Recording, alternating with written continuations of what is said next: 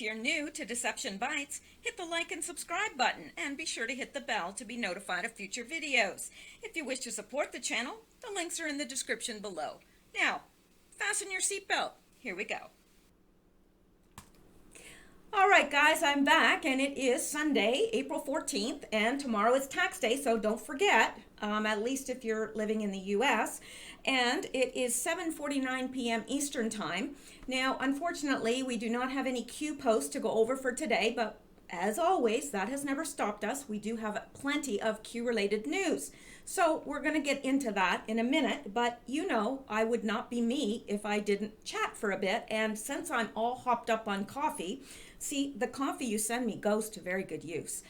Not that I use it all to buy coffee. I don't want to insinuate that I do. But anyway, I am feeling mighty chatty tonight. So for those of you that are quite adverse to my chattiness, please forward the video, because it's much easier for you to forward the video than it is for me to stop being chatty, right? So there you go. Fast forward to the good parts, because we do have some really good things to cover. But first, I chat. All right, well, let me get off this infinity screen, because I know it does bother some people. And I want to tell you a little story. Well, it's not really a story, it's true. But anyway, for the last 3 days, Sammy, well, you know what the deal is with Sammy. I know I've spoken of him often, and many of you call him the demon cat or the demon spawn. Don't do that. He is actually a very good cat. He's got a lot of extra toes, and he can do things that other cats can't, and get into places that other cats can't. But anyway, that's a whole other story. Sammy has been staring underneath my stove now for 3 days, and it has started to unnerve me. Why?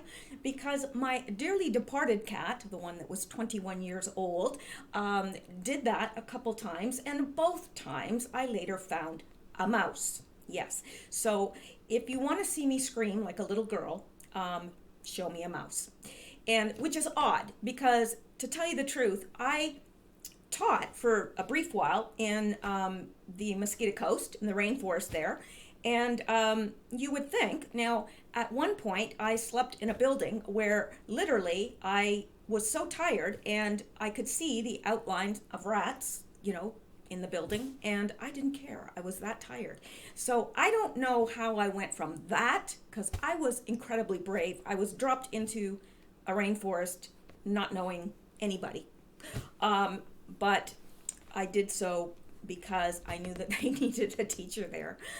So anyway, I know it's crazy. It's crazy. I'm telling you, I've had a bizarre life. But what I don't understand is how I could have been that brave, but will scream like a little girl when there's a mouse in the house.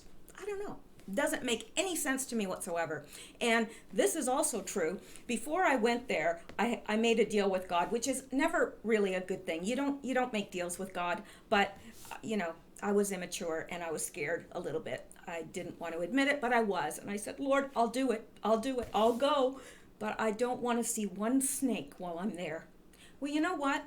And that's almost impossible, to go into a rainforest as deeply as I was and not see a snake. But I didn't. I did not see one snake the entire time I was there. Now, there could have been snakes around me. I don't want to know.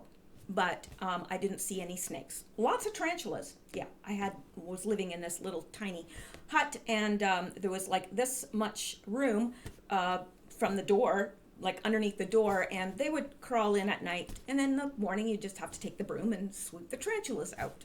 Now, how is it that didn't scare me, but a mouse? Oh my gosh, I'm terrified. So I was absolutely petrified that there was a mouse under the stove. And so I've been trying to work up the nerve and work up the nerve and work up the nerve. And I kept thinking, well, sooner or later, Sammy will get that mouse. He'll get that mouse, and I won't have to deal with it. I know that's a horrible way to think, but that's what I was thinking, because and so today, I was all hopped up on coffee. See, the coffee you send, it goes to good use. No, it doesn't all go to me drinking coffee, but anyway. So I take the very gingerly and of course I had to make sure that I had shoes on because I didn't want a mouse to run over my bare feet because then I would probably just faint and die. So I take it out gingerly and I'm almost afraid to look. I'm like, and I'm seeing all this stuff under there. And I'm a very clean person. I'm fastidiously clean, like ridiculously clean. And so I'm thinking, what is that? Because it's dark under there. And I'm like, what is that? Terrified to go get a flashlight. Terrified. And somewhere, Sammy's sleeping through all this. So, I thought Sammy would come and save the day and get in under there. And if anything was under there, he'd attack and kill it for me. Nope, Sammy's sleeping through the whole thing. So I'm like, what is it? And you know what it was?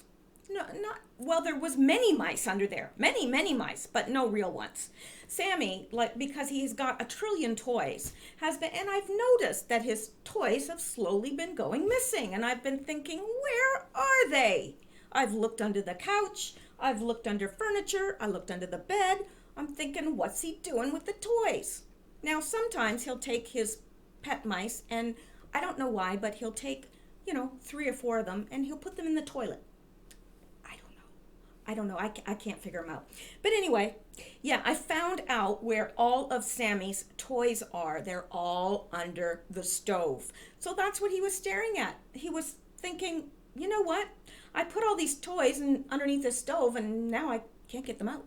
So I pulled them all out, and I'm going to wash them off for him and give him back all his toys. And I guess I will have to regularly check underneath the stove. Okay, that's my story. My chattiness is done for tonight. Let's go on with the news because, well, really, isn't that what you came here for? Maybe not, but if you came here for my stories, there's probably something very wrong with you. I'm just saying, get help. All right, let's get to this first one sent to me by John, and John knows who he is. Thank you. And I missed this, but it's important. So let's take a look at this, if it will let me. Okie dokie. Haitian orphanage founder arrested in Dominican Republic. Now, this is interesting considering everything that has gone on with Haiti. Now, Santo Domingo, Dominican Republic, police in the Dominican Republic have arrested a Haiti orphanage founder who's accused of molesting boys in his care. Notice how all of these stories are coming out everywhere? Do you think that's a coincidence? It's coming out everywhere. It's coming out in the news here. It's coming out in the news everywhere. These pedophiles and people that abuse children are being caught and brought out into the open. And there's been more arrests of, pedophiles and pornography rings and so forth of pedophilia than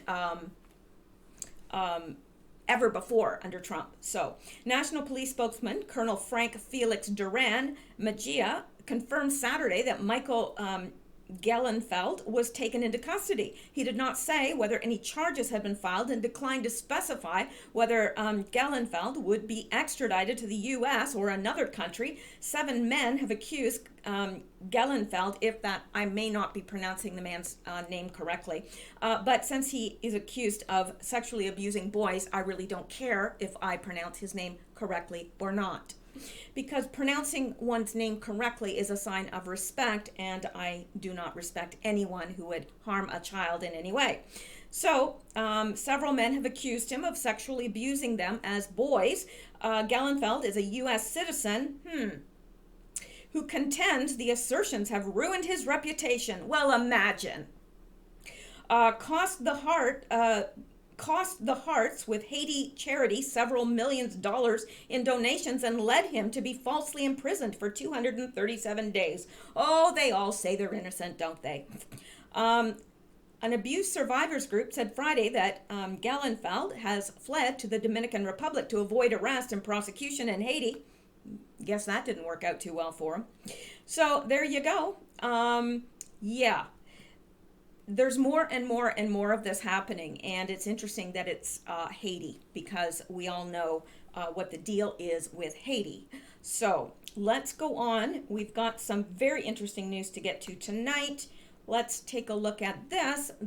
An interview, an older interview with Julian Assange, but I think that you will find it quite fascinating. In fact, I'm quite certain you will. So let's take a listen to this. Russia is behind all of this. Hang on here, let me go back. The Russia campaign has said that Russia is behind all of this. It said that Russia has manipulated the campaign and is the source for WikiLeaks and its emails. The Clinton camp has been able to project a kind of neo-McCarthyist hysteria that Russia is responsible for everything. Hillary Clinton stated multiple times, falsely, that 17 US intelligence agencies had assessed that Russia was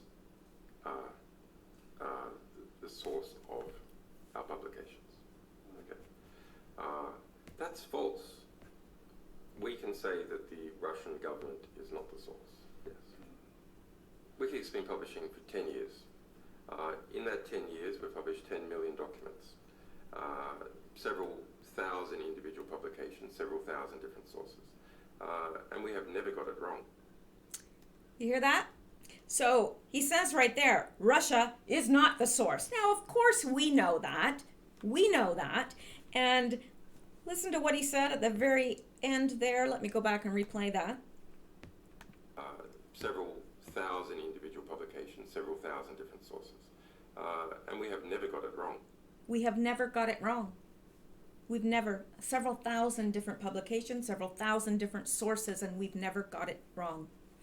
Russia is not the source. And yet, the Democrats are still spewing that garbage. Like Chuck Schumer, Pelosi, they're still, it's as if it wouldn't matter. It would not matter. I honestly don't believe it would matter if God himself came and told them, look, you know what? Russia's not the source. There was no collusion with Russia. They'd still spew it because I happen to believe that they know that they're lying. They know full well, because I have a hard time believing that any human being that is capable of fully clothing themselves and feeding themselves and providing a living for themselves could be that stupid. If they were that stupid, they would have to be institutionalized. Honestly, I'm just saying. That's the way I look at it. So they have to know that they're lying, because I have to give them the benefit of the doubt, since they're able to clothe and feed themselves and look after themselves, that they're not mentally ill, that they are liars. And they know they're liars. Okay, so let's go back now and see what else we can get into. Now, this is interesting, and again, this was brought to my attention by a listener in the comments, so I do read your comments and I do pay attention to them. Some of you, I laugh hysterically over your comments, and other people provide very useful tips, and I don't mind if you disagree with me. I will never delete you because you disagree with me. I'll delete you if you're rude to another listener. I will delete you for that, because I feel that I have very good people that listen to this channel, and I don't want to see them be abused. So if you're rude to another listener, yeah, you'll get deleted, and I will hide you from the channel so that it won't matter. You could write all the comments you want. Nobody's going to see them. So just as an aside, I don't mind anyone disagreeing with me at all. And please do so, because we all learn from that. We all do. So let's take a look at this. Again, thank you for the listener that brought this to my attention. And let me close down some of this. Okay. IMF deal for Ecuador paved way for Assange's arrest. Embassy ouster was a long-reported condition for pact. WikiLeaks has long reported that the $10 billion IMF bailout for Ecuador was closely related to complying with U.S. demands, in particular on revoking the asylum of WikiLeaks founder Julian Assange. On Thursday, that appeared to come to pass. following the recent days of Ecuador's leadership saying Assange's asylum would not last forever, he was arrested by British police within the London embassy. Ecuador has tried to present this as related to continuing WikiLeaks operations, and in particular, a January leak of Vatican documents. Ecuador's economy has been struggling mightily in recent years, and the government has bet much on their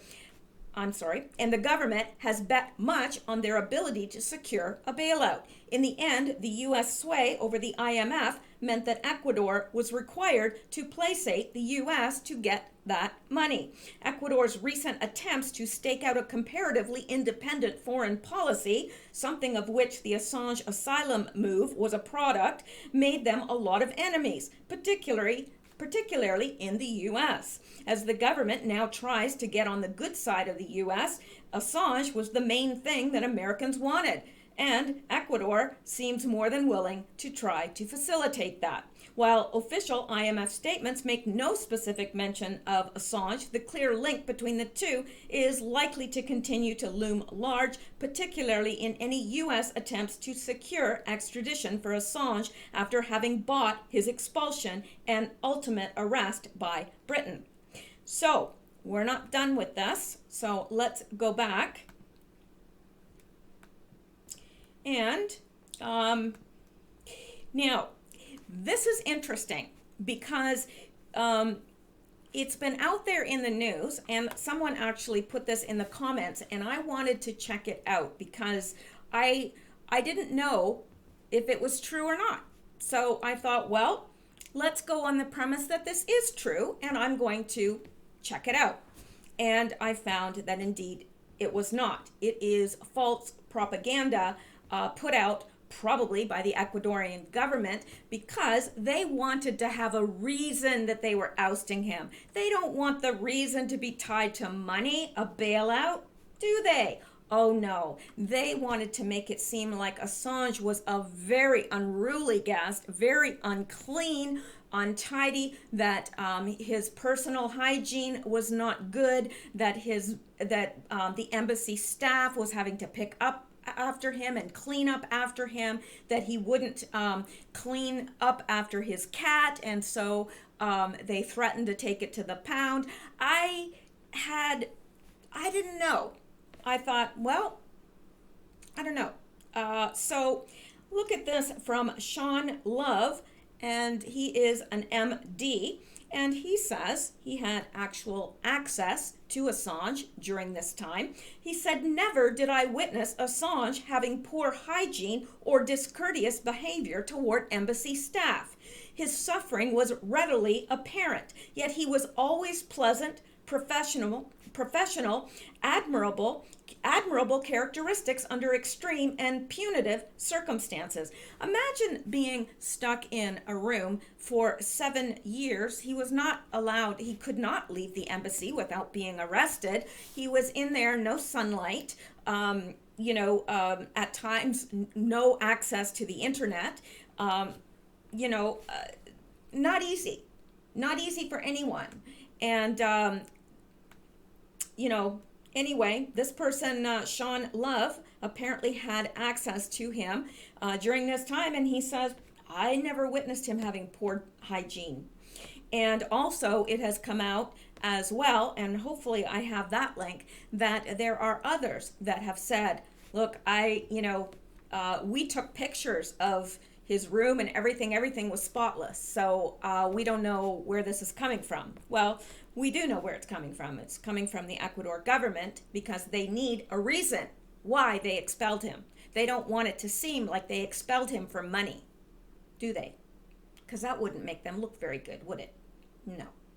So they have a vested interest in making people believe that Assange was unruly, discourteous, demanding, unclean, wouldn't clean up after himself, wouldn't clean up after his cat, wouldn't clean his bathroom. They have a vested interest in spreading that he ran up, thousands of dollars in internet bills, which I have a very hard time believing because, wouldn't an embassy have unlimited internet?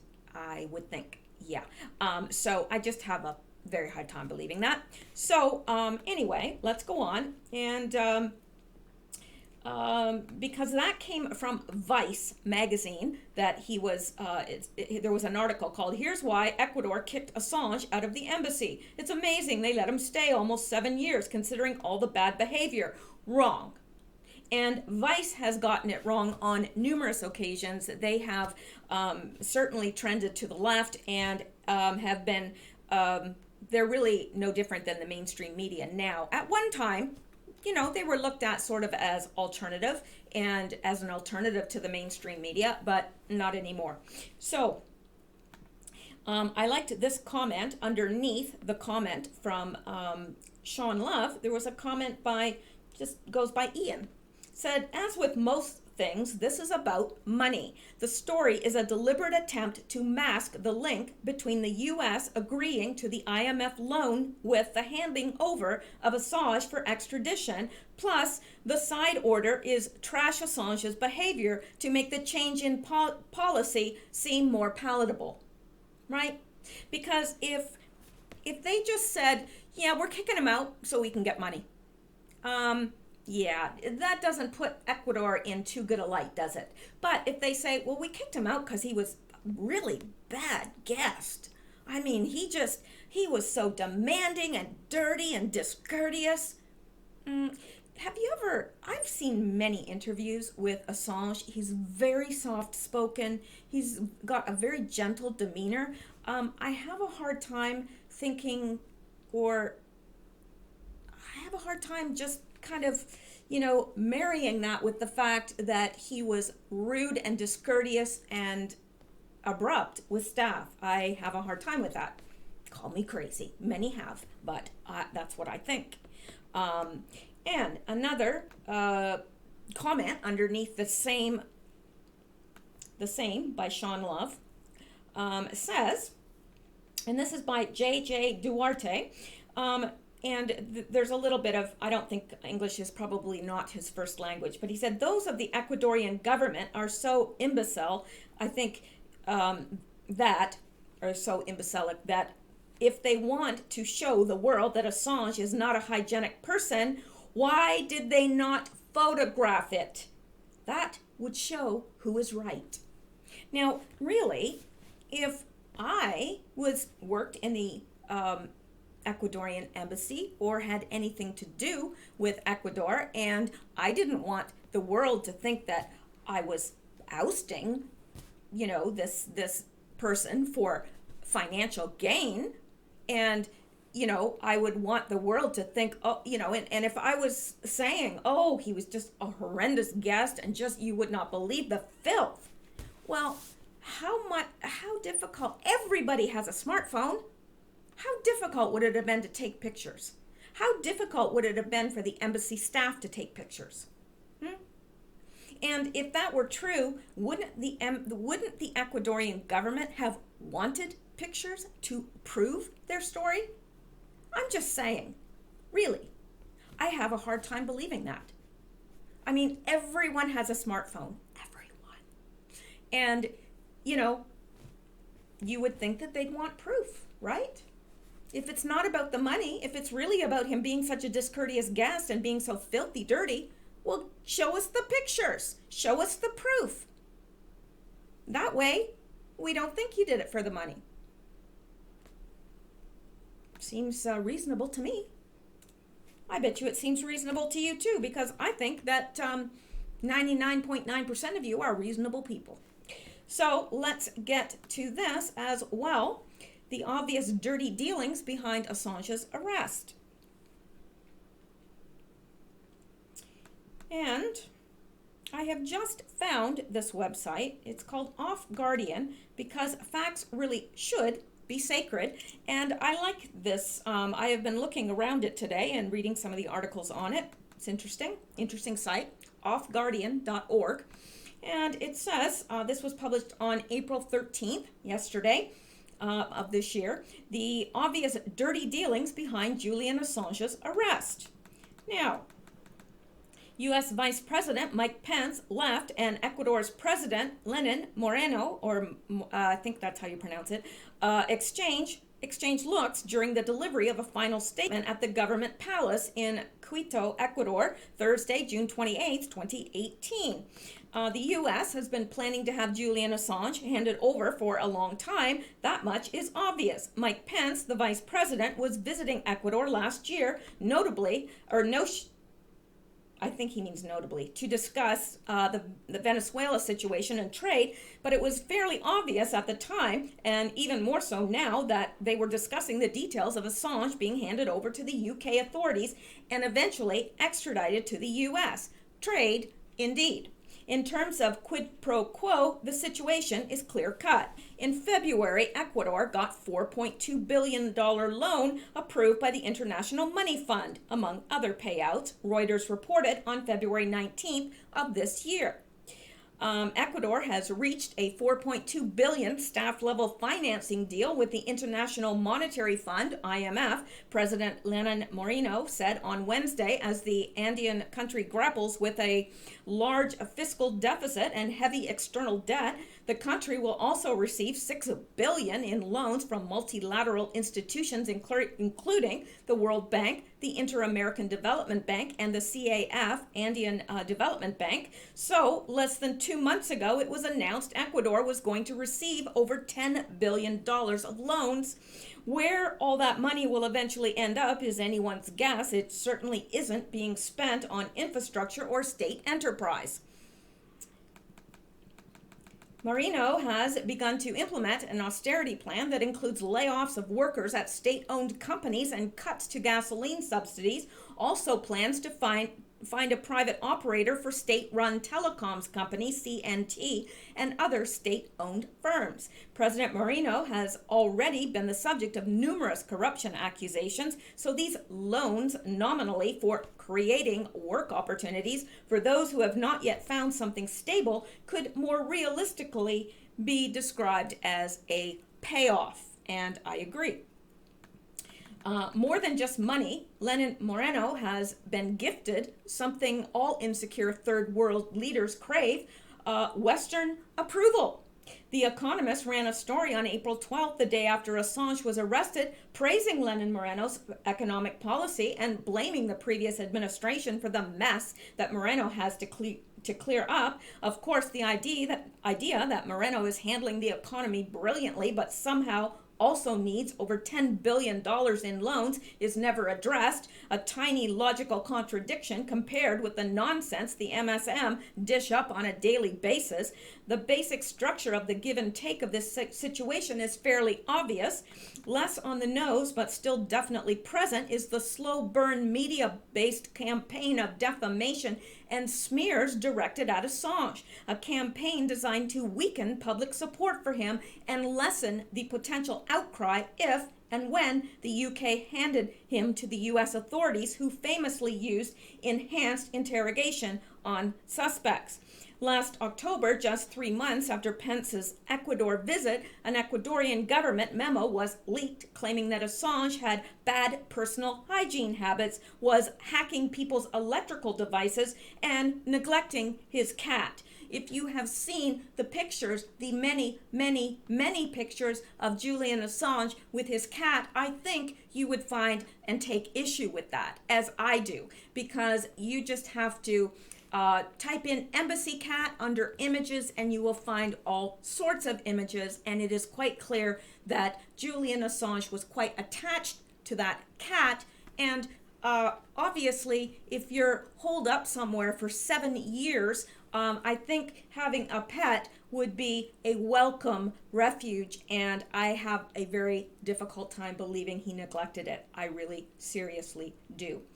Anyway, these charges, cynically designed to make Assange a figure of ridicule, got massive play in the media. The Guardian, ever at the vanguard of sticking the boot in on Assange, ran a gleeful opinion piece mocking him, as did other publications. Assange, who had his internet access shut off in March of last year, was unable to defend himself.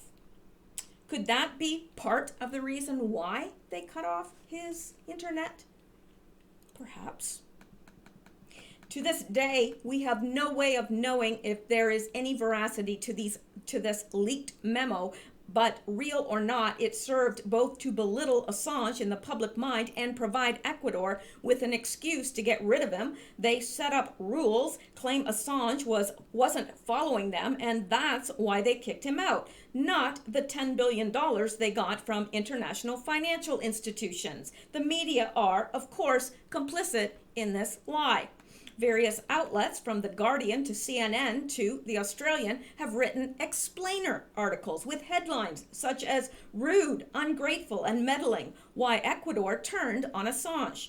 Because, rude and ungrateful people don't deserve to have their human rights respected. There's probably a clause in the UN Charter to that effect. Love his tongue-in-cheek there. Every step of this ignoble process so far has been based on lies. Let's list them. Lie number 1. Now, let me interject here just for a moment. I am not saying, as he is suggesting, as the author of this article is suggesting, that the United States is going to torture him and extract this information. I am hoping, I am praying that Trump is behind this, that the White Hats are behind this, and that Assange will be given will be brought to the U.S. to testify and eventually be given his freedom. That is what I choose to believe at this time, until somebody presents me with credible evidence to the contrary. Now, let's get to the lies. Lie number 1. Assange has been and is attacked as a Russian agent and Putin's stooge. A breaking news story for The Guardian, written by an erstwhile plagiarist and a convicted forger, claimed Assange had worked with Paul Manafort to swing the U.S. election for Trump. No evidence for these claims has been supplied. It remains to date nothing more than a baseless allegation, and WikiLeaks is in the process of suing The Guardian over it. This lie paints Assange as an enemy combatant and will be used to justify whatever happens to him. But of course, we know that Trump knows he is not an enemy combatant. He had nothing to do with Russia. He is not a Russian agent. He is not Putin's stooge. He had nothing whatsoever to do. It is all part of the same lie. Lie number 2. Let's all recall that for months we were told the U.S. didn't want Assange, that the only barrier to him leaving the embassy was pride. WikiLeaks claimed the U.S. had sealed indictments waiting for Assange were dismissed as conspiracy theories. Not true. Not any of it. The secret indictments were leaked, proving WikiLeaks correct. Ecuador is, shocking, claiming that they weren't aware there were any extradition orders for Mr. Assange before they released him to the UK police. Their risible assertion has gone totally unchallenged in the mainstream media. Well, every lie goes unchallenged by the mainstream media because there are no journalists anymore. They're few and very far between, and the real journalists are the ones that are attacked relentlessly or killed. Attacked, their characters are attacked, or their finances are attacked, or they're just flat out killed. Lie number 3. Just 1 week ago, the Ecuadorian government claimed that they had no plans to kick Assange out, and that WikiLeaks lied when they claimed as much. They released Assange to UK police just 6 days later. Equally obnoxious and dishonest is the corporate concern trolling that allows faux liberals to take up the craven position of qualified support, such as: you can think Assange is a liar, fascist, misogynist, but still think he shouldn't be extradited. This is the stance adopted by folks like Owen Jones in The Guardian, a position which claims to support one course of action but is actually covertly arguing for the opposite, damning Assange with the pretense of faint praise, and identity politics is also playing its part here, displaying its usefulness in clogging up public debate with shallow finger-pointing and crucible-esque accusations of moral impurity. Jones labels anyone who doesn't believe the accusations against Assange a misogynist. And for those who may not know, a misogynist is someone who hates women.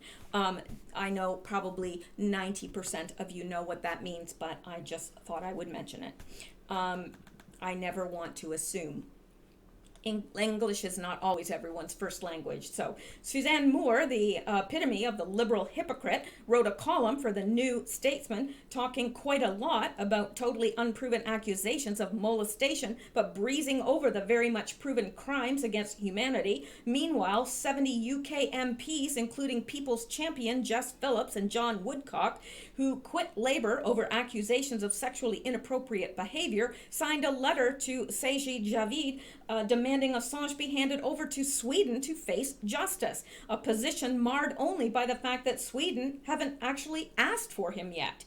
This was aimed at Corbyn and Diane Abbott, whose support for Assange will be turned against them and used to label Labour as being soft on sexual predators or not supporting women, etc.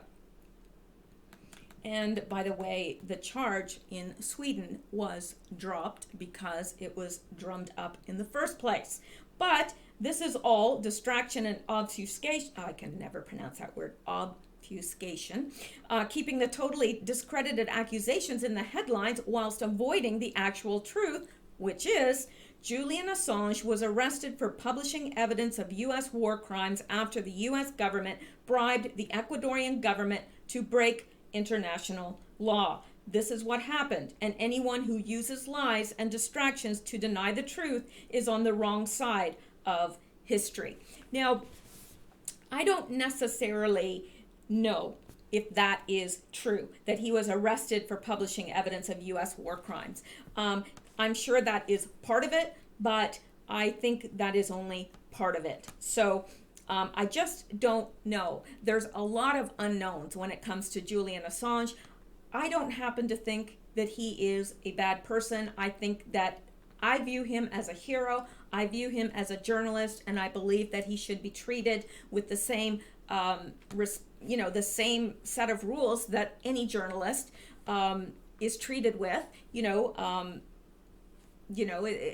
Look at the people that broke Watergate and people like that, that broke things, stories that of wrongdoing on behalf of the U.S. Is that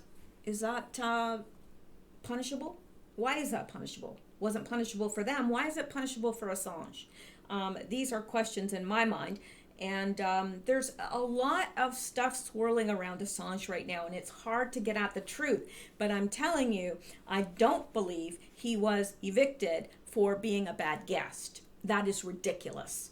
And it's ridiculous. You don't allow somebody who has that bad of behavior to stay as a guest for 7 years. If you had a guest in your home that never cleaned up after themselves, that was always demanding, that was always making demands on you and making you clean up after them, was rude and discourteous to you, and had a cat that he didn't clean the litter box, he didn't clean up after the cat, and he was neglecting it, would you allow him to stay in your home for 7 years? I wouldn't. I don't think anybody would, unless there's something wrong with them, or unless they like to punish themselves. So that doesn't make sense to me at all. And it seems a whole lot more likely that they were offered the money because, that's where the evidence leads, logically. So now, where my, I wouldn't say confusion, but, well, it is a bit of confusion because I don't know the truth. Where, he was handed over to the UK. The UK will hand him over to the US. He'll be extradited to the US. But I don't know what will happen to him in the US. I am hoping he is being brought here to testify.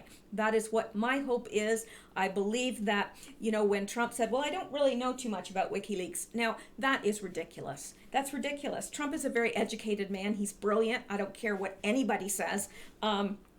You don't become a billionaire by being an idiot. You don't. Really. I know some liberals may have a hard time believing that, but you know what? The man is a multi-billionaire, and please point just point out one, just one, in the entire world, one multi-billionaire who's an idiot, a complete and utter useless idiot.